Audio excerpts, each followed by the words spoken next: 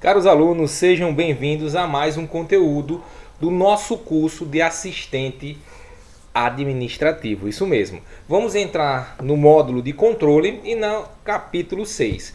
E hoje vamos estar fazendo uma pequena revisão, não tão pequena assim, né? Sobre o que nós já discutimos todo esse momento, né? Todo esse conteúdo que nós trabalhamos. Nós vamos entender um pouquinho e vamos estar debatendo isso aí com vocês. Mas para isso, só para uma reflexão, olha só, quem vive com medo de se arriscar nunca conhecerá a verdadeira alegria da conquista. Se arrisque, tente, busque, leve o não. O não constrói, o não educa, o não transforma. Então vamos lá, vamos arriscar mais, vamos buscar mais. Isso que é um lado bom, isso é um aprendizado para toda a nossa vida, ok? No conteúdo anterior, foi possível, né, a gente compreender como diferentes autores representam os conceitos de liderança. Vimos as diferenças entre conceito e as práticas de líderes e de gerentes, assim como a prática, né, que um completa o outro, né? No conteúdo de hoje, nós faremos uma revisão dos assuntos vistos, como eu falei já anteriormente, com o objetivo de desenvolver nossos conhecimentos. E para isso vamos entrar no primeiro tópico, que é a liderança. Ela é a capacidade de influenciar um grupo em direção ao alcance de seus objetivos. A origem dessa liderança pode ser formal e pode também ser até informal, né? A gente pode desenvolver de forma informal algum tipo de liderança. Pense aí se não tem como.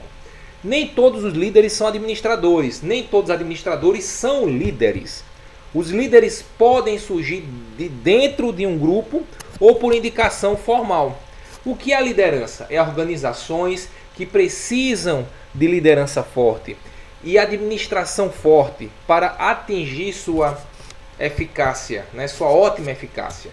Alguns estudos feitos pelas universidades estaduais, né, de Ohio, né, desenvolveu pesquisa nos anos 40 que tentaram buscar, junto com seus pesquisadores, as dimensões independentes do comportamento desse cara, que é chamado aí de líder, ou dessa mulher, que é chamada de líder. E duas dimensões foram percebidas, que são responsáveis pela boa parte do comportamento dessa liderança, né? Tanto isso descrito pelos próprios funcionários, ok? A estrutura de indicação e a consideração.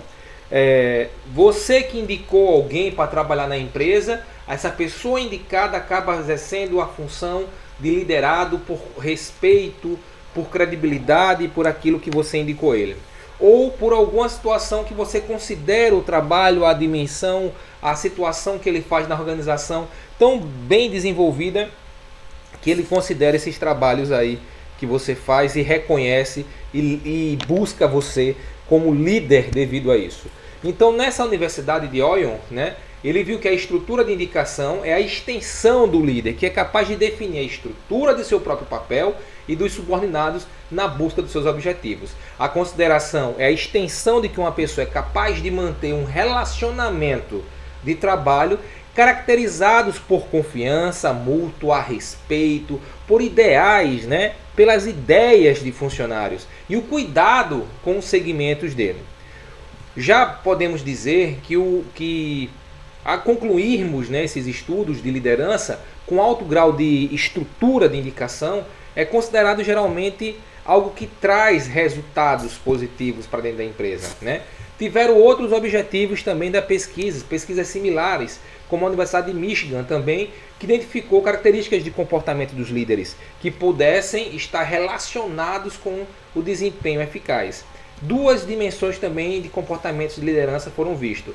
O líder orientado por funcionário e o líder orientado pela produção. Esse pelo funcionário, quando o Michigan fizeram, a Universidade de Michigan fez, ele viu que ela enfatizava as relações interpessoais, interesse pessoal das necessidades das equipes. A liderança de produção já foi aquela que enfatizava os aspectos técnicos, práticos do trabalho. A preocupação com a execução das tarefas, com o desenvolvimento das funções estabelecidas para cada funcionário, cada colaborador. As conclusões que eles chegaram, os pesquisadores, foram que são extremamente favoráveis ao comportamento dos líderes orientados para funcionários, né? Esse tipo de liderança estava associada com maior produtividade no grupo e maior satisfação no trabalho. Já o grid gerencial, né, que desenvolvia, né, por alguns filósofos, ele viu que ele representava uma gráfica da visão bidimensional dos estilos de liderança. Ele pensaram, né, sobre a matriz de 9 por 9, né, que ele representa 81 estilos de liderança. Olha só quantos estilos de liderança nós temos aí, e você acha que só não tem um. É aquele impositivo, aquele democrático, participativo, mas temos muito mais. Eles propuseram, né, o grid gerencial, ele se baseou nesses estilos, preocupado com as pessoas, preocupado com a produção. O grid oferece apenas uma forma de melhorar a estrutura para a conscientização do estilo de liderança, porém não garante que o estilo 9.9 é o melhor para todas as instituições. Cada instituição vai se adaptar a cada realidade e cada fator cultural que existe dentro dela. Essa liderança que a gente vê aqui é uma liderança gerencial, que são dois termos que costumam ser confundidos. Qual a diferença entre eles? Né? Temos aí Abraham de Harvard, né? Da faculdade de Harvard, da Universidade de Harvard, né? Ele argumentava que líderes e gerentes são tipos de pessoas muito diferentes. Eles são diferentes em relação às motivações, às histórias pessoais, o modo de pensar e agir são diferentes. Vemos aí o chefe, né, enquanto aquele impõe, briga, intimida, né, menospreza, impulsiona. Agora nessa época tão complicada que muitos falam, nós estamos aí em pleno desenvolvimento das nossas habilidades, construindo, caracterizando aspectos antes não pensados, como a criatividade, a busca de soluções de problemas não pensados anteriormente.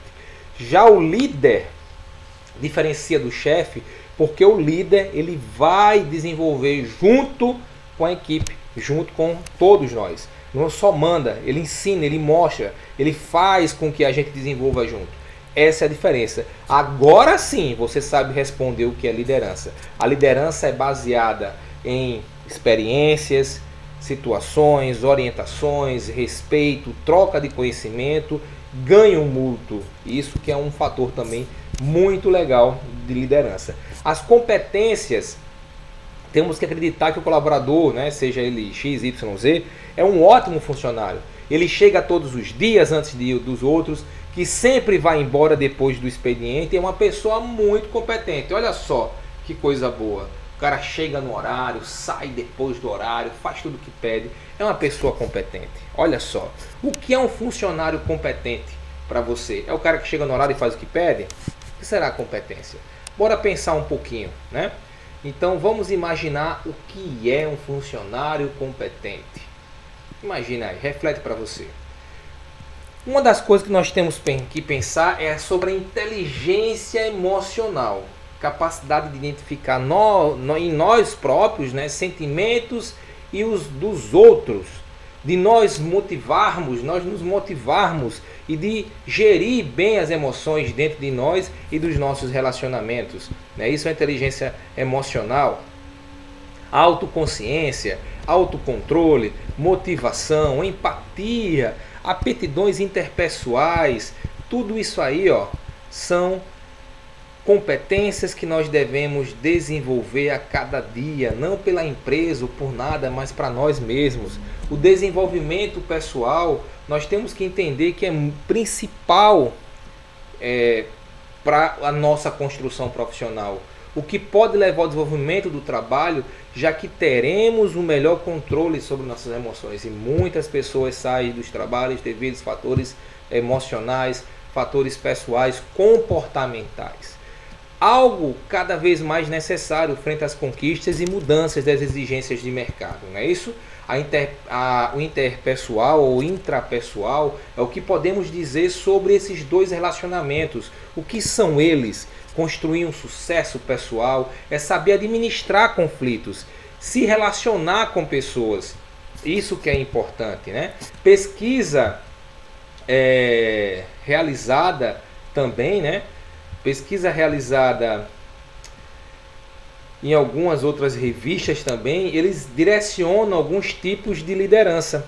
Que tipos de liderança é esse? A liderança democrática, a liderança engajadora, né? Nós temos aí determinadas lideranças coercitivas, líderes conselheiros, temos vários. Os estilos de liderança eles são variados, como nós vemos aqui.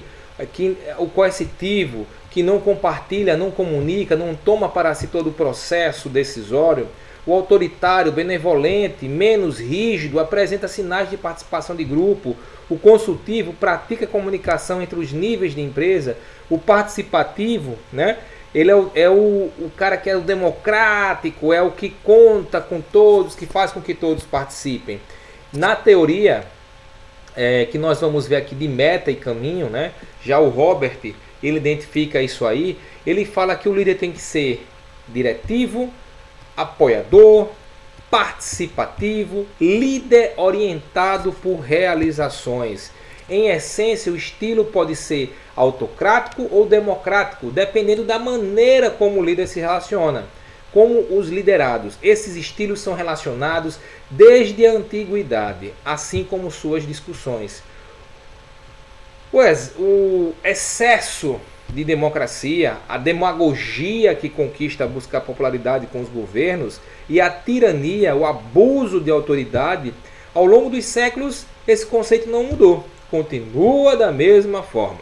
No entanto, hoje há outros nomes para as mesmas ideias. Exemplo, estilo de liderança orientado por pessoas. São estilos de pessoas, liderado por orientação para pessoas, liderança orientada para relações humanas, liderança orientada para a consideração ou para o grupo, como também o autocrático, o estilo de tarefa, liderança orientada para a tarefa, liderança orientada para a produção e para a produtividade eficiente, liderança orientada para planejamento da organização.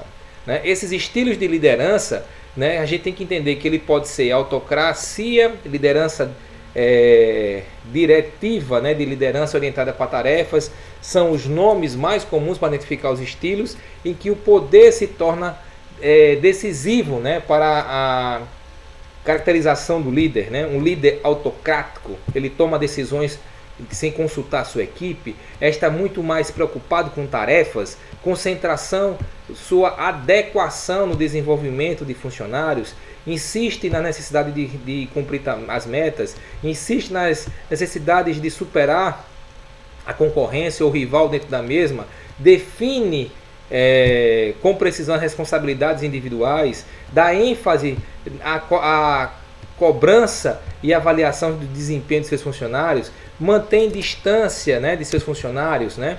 Então também temos a liderança orientada por pessoas, democrática, a liderança participativa, a liderança orientada por pessoas. Os nomes que indicam alguns graus de participação dos funcionários pode ser o do chefe ou de suas decisões.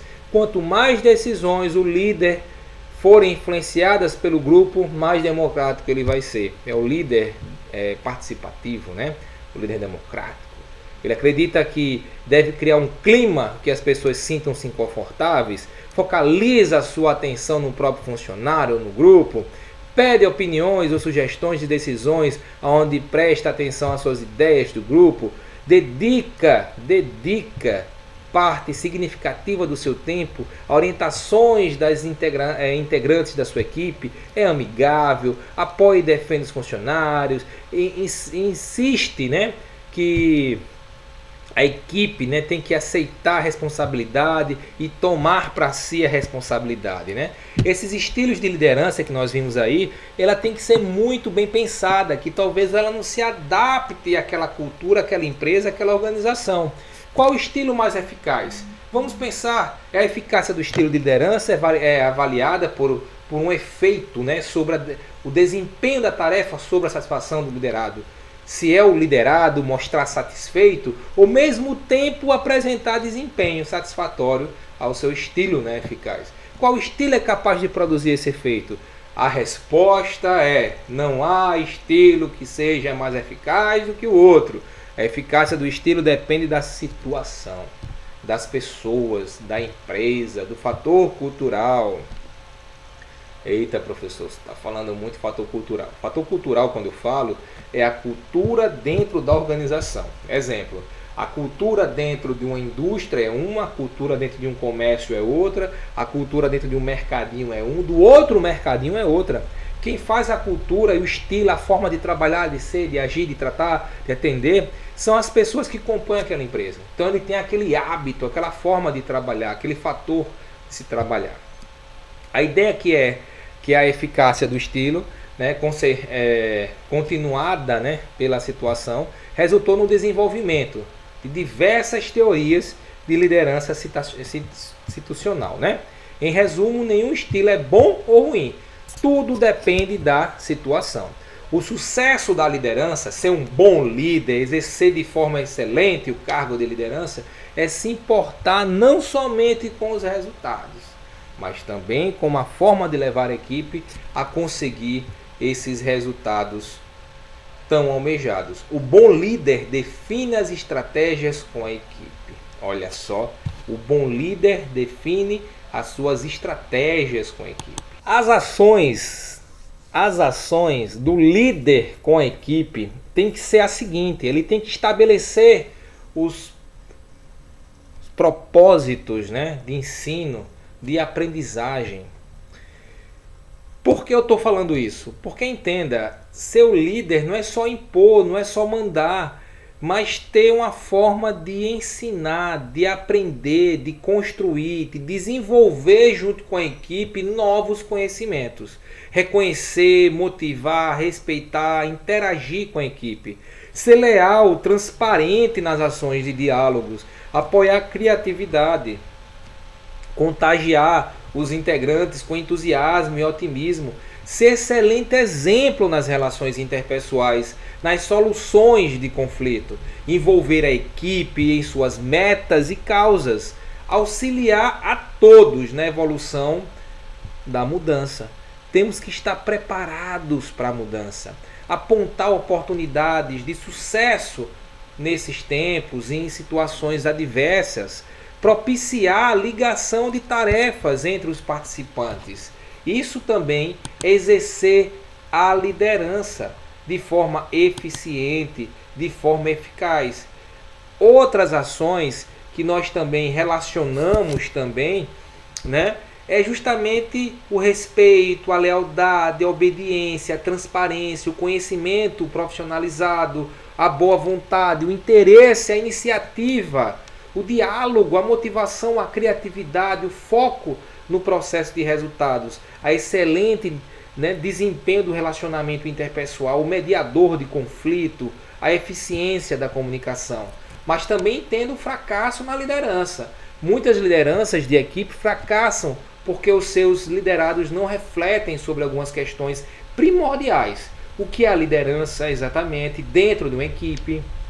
O que é ser exatamente um líder dentro da sua equipe? Quando termina o trabalho individual para que haja o trabalho em equipe? Como incentivar e motivar uma equipe?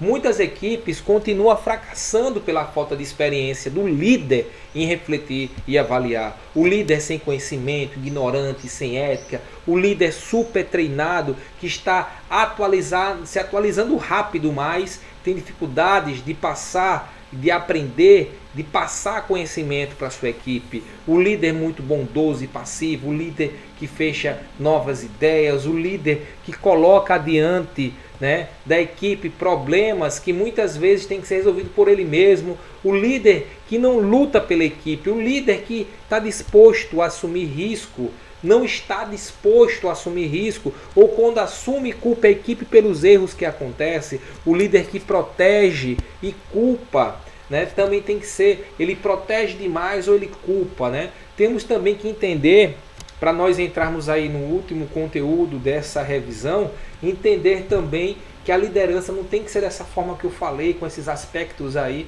né? Mas tem que ser uma liderança servidora. O líder precisa servir para ser seguido, acreditado, precisa doar para que as pessoas doem, né, para a sua causa. Né? Nós temos o exemplo de Jesus Cristo, que foi um líder que serviu, como Gandhi foi um líder servidor, e até o próprio Hitler também foi. Uma das diferenças entre esses três mitos é que eles utilizaram a liderança para duas finalidades. Os dois primeiros focando bem, o outro o mal, mas todos eles tiveram seguidores e souberam influenciar e conduzir pessoas, seja Gandhi, seja Jesus Cristo, seja o próprio Hitler.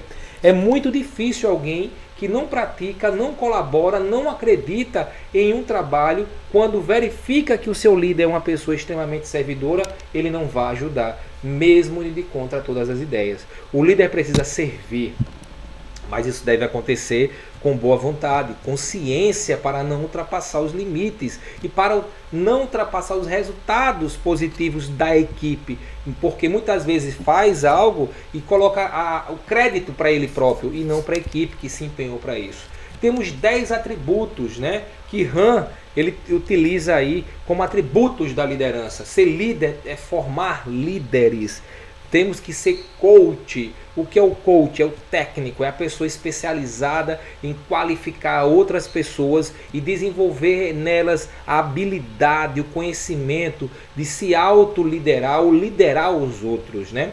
Os 10 atributos, segundo Han, que ele fala na revista Exame, é: ame a mudança, seja veloz, reposicione o negócio, inspire, encoraje, tenha visão tangível, palpável, né? Rodeie-se de pessoas capacitadas, esteja conectado às mudanças de mercado, mantenha os pés no chão, questione, use a sua imaginação.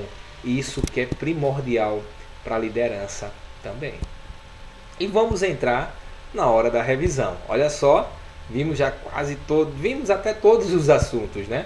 Então hoje nós realizamos uma pequena revisão sobre os assuntos já ministrados. Tudo que trabalhamos sobre liderança foi visto como uma forma de identificar o perfil do administrador. No próximo conteúdo nós trabalharemos com o tema comunicação e expressão, conheceremos elementos essenciais para boa e adequada comunicação, que por sua vez apresenta-se como uma das principais competências humanas. Na atividade de hoje, eu quero que vocês falem o que é liderança. Quais são as características essenciais do líder? Cite 2 exemplos de liderança. Quais são os comportamentos e atitudes que o líder precisa urgentemente tratar? Cite 2 comportamentos desse. Cite modelos de liderança servidora. Dentre os 10 atributos de liderança, explique 3 que mais chamam a sua atenção. Essas são as atividades dessa semana. Conto com sua participação e se tiver coisas para trás, pode mandar que a gente atualiza. Conto com você, meu nome é Charlton Vasconcelos e até o próximo conteúdo.